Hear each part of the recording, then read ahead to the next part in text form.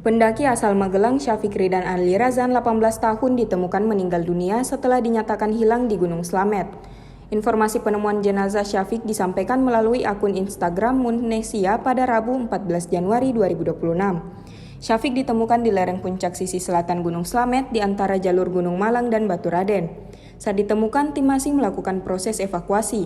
Syafiq dilaporkan hilang sejak Sabtu malam 27 Desember 2025 usai mendaki Gunung Slamet bersama rekannya Himawan Haidar Bahran. Keduanya merencanakan awalnya melakukan pendakian tanpa bermalam. Namun kondisi Himawan yang alami kram membuat Syafiq turun duluan mencari bantuan. Sejak itu keberadaan Syafiq tidak diketahui. Himawan lebih dulu ditemukan selamat di sekitar pos 5 pada Selasa 30 Desember 2025 dalam kondisi lemas. Ia langsung dievakuasi ke base camp dan mendapat perawatan medis.